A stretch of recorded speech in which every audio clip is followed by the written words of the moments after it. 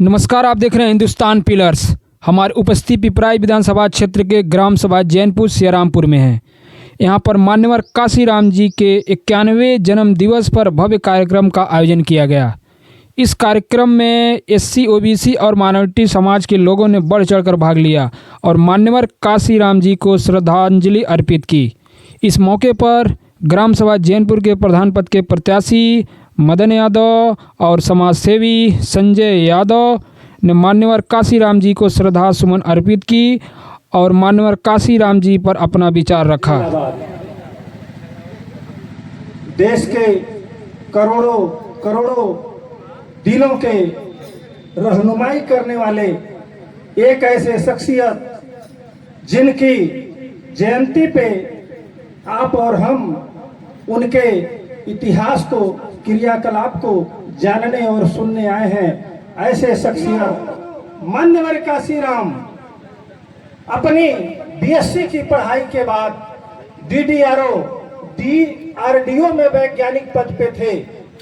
वहीं जैसा कि इसके पहले के वक्ताओं ने बताया है, छुट्टी न मिल पाने के वजह से बाबा साहब डॉक्टर भीमराव अंबेडकर द्वारा लिखित पुस्तक जाति का विनाश पढ़ते हैं और उनके मन में वैराग्य आता है कि हमें तो सामंतियों ने, हमें तो इस देश के 15% के लोगों ने बहुत दूर छोड़ दिया है। तभी से प्रण लेते हैं कि हम अपने बहुजन समाज के लिए रात दिन संसाधनों के अभाव में साइकिल से चल चल करके हमारे और आपके लिए इस देश के दलित, मजदूर, किसान, कामगार, बच्चों, माताओं के लिए और देश के जो भी इतिहासमयी गौरव जिनका रहा है महापुरुष जैसे सावित्रीबाई फुले, महात्मा बाबा साहब भीमराव अंबेडकर और जितने भी देश के महापुरुष रहे, संत रविदास जी, छत्रपति साहू जी महाराज, संत गोडसे, संत गाडगे और स्वामी रामानायकर, नारायण गुरु आदि महापुरुषों के विचारों को पैदल चल चल के, साइकिल से चल चल के घर घर उनके विचारों को, उनके बताए हुए मार्गों को बताने का काम किया था। ये एससी समुदाय, एसटी समुदाय और ओबीसी समुदाय सदैव बाबा साहब का ऋणी रहेगा।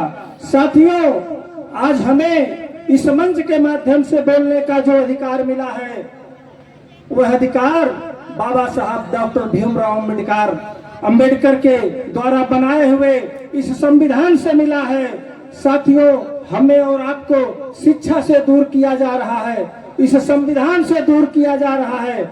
हम अपने इस कार्यक्रम के आयोजक बंधु शैलेंद्र उर्फ गुड्डू भाई से निवेदन करना चाहते हैं कि जिस तरह से हम लोगों ने इस महापुरुष की जयंती मना रहे हैं, उसी तरह से घर घर एससी, एसटी, ओबीसी के घर पे इस संविधान की प्रति को पहुंचाने का काम करेंगे। बहुत कुछ न कहते हुए अपने वाणी पे विराम देते हैं। भारतीय संविधान के रचयिता बाबा साहब डॉक्टर भीमराव अंबेडकर के चरणों में नमन बंदन करते हुए विश्व पूजनीय जिनकी सब देशों में पूजा होती है, हम लोगों के आदर्श, पाखंड के और धर्म के, जो जिन्होंने सब धर्मों को त्याग करके और बुद्ध भगवान जिन्होंने एक वृक्ष के नीचे अपना ज्ञान प्राप्त किया था, ऐसे महापुरुषों के चरणों में अपना नमन करते हुए अपनी वाणी को विराम देते हैं। जय भीम, जय संविधान, जय एससी ओबीसी, जय मंडल कमीशन, जय जोहार। बहुत बहुत धन्यवाद संचालक महोदय।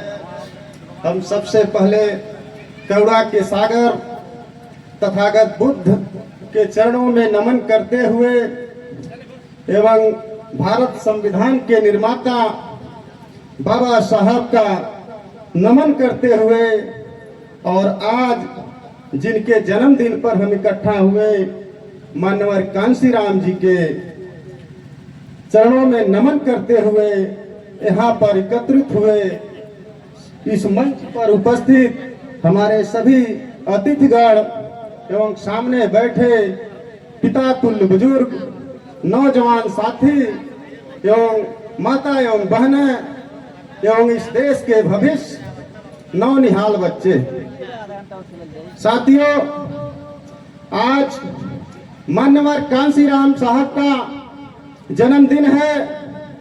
आज इस जन्मदिन पर हम लोग दलित, पिछड़ा, शोषित, वंचित सभी समाज के लोग लगभग यहाँ पर इकट्ठा हुए हैं। साथियों, बाबा साहब के मिशन को आगे बढ़ाने वाले मान्यवर कांसीराम साहब ने अपनी पूरी जवानी और जिंदगानी अपने समाज के नाम खपा दिया। साथियों, बाबा साहब के दिए हुए संविधान को उनके सपनों का भारत बनाने के लिए उन्होंने घर घर चलकर मानवर कांसीराम साहब ने साइकिल से रैलियां करके और दलितों और पिछड़ों को जोड़ने का काम किया और घर घर तक उनके विचारों को पहुंचाने का काम किया। साथियों, हम बताना चाहते हैं कि मानवर कांसीराम साहब ने वाम सेट से लेकर DS4 बहुजन समाज पार्टी की स्थापना करके बहन मायावती के हाथों में सौंप कर उनको मुख्यमंत्री बनाने का काम किया था। मानवर कांसीराम ने जो दलितों और पिछड़ों को जोड़ने के लिए लगभग 600 से ज्यादा रैलियां करके और समाज में एक संदेश देने का जो काम किया था, सामंतवाद के गढ़ में जब उन्होंने DS4 की स्थापना की तो उन्होंने नारा दिया था कि ठाकुर बनिया ब्राह्मण छोड़, बाकी सब DS4। साथियों, बाकी सब DS4 का मतलब वही 85% है और इस 85% के लोगों को जोड़ने का काम इन नेताओं ने कर हमें इस मुकाम तक पहुंचाया है। जब ऐसे अनुभवी नेताओं को लगा कि हमारे लोगों का भविष्य खतरे में है तो दलितों और पिछड़ों का जोड़ने का काम उन दोनों नेताओं ने किया था, जिस पर नारा दिया गया था कि मिले मुलायम कांसीराम और हवा में उड़ गए जय श्री राम।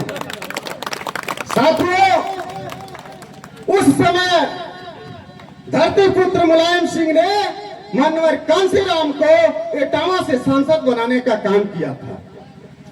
इसलिए साथियों, हमारे दलित और पिछड़ों को जोड़ने की जरूरत है।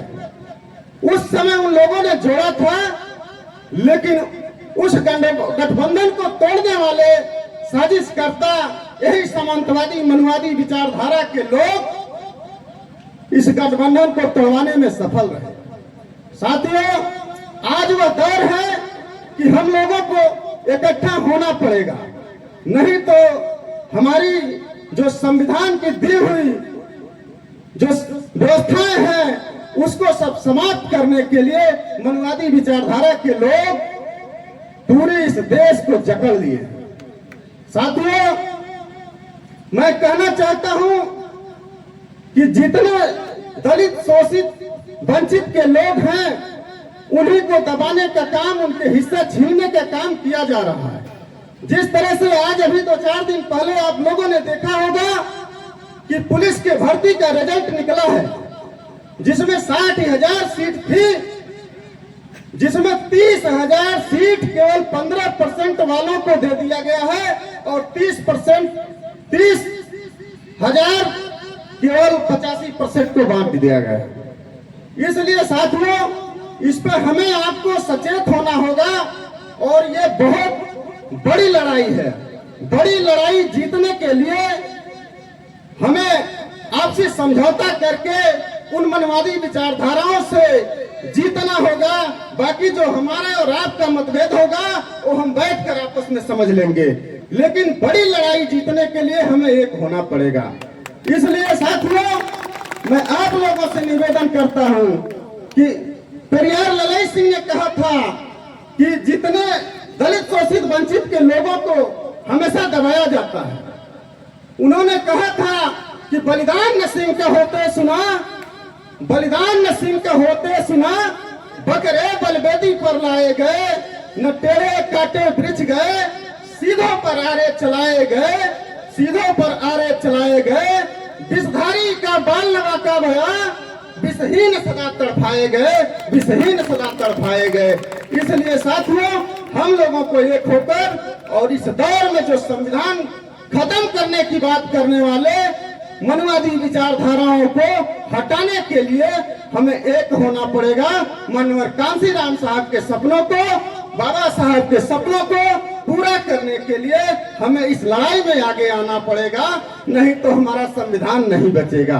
क्योंकि इन सामंतवादी लोगों ने जब जब दलित और पिछड़ी जात का नेता उभर कर सामने आया तो उसे अपमानित करने का काम और उसे गालियां देने का काम किया है।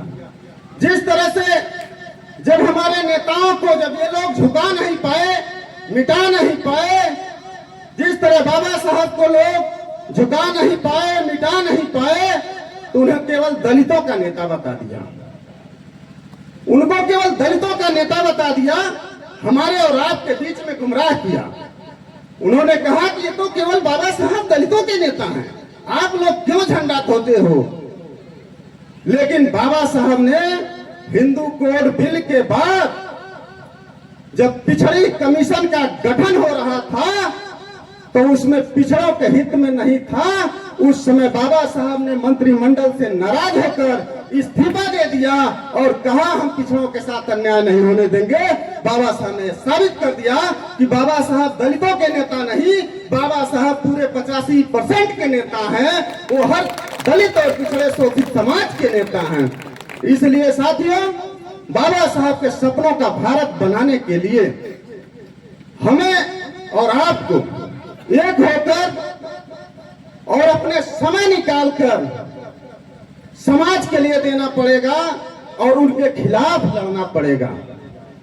और मैं अंतिम बात आपसे यह कह के जा रहा हूं कि संविधान बचाने के लिए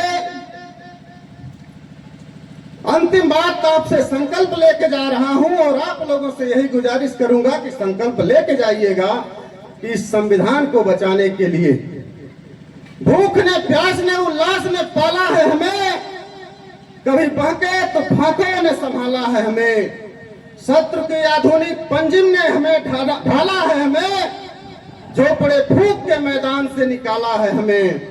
आज लिखूंगा जीवन की नई कहानी अपनी, संविधान के लिए दे दूंगा जवानी अपनी। जय भीम, नमो बुद्धाय, धन्यवाद।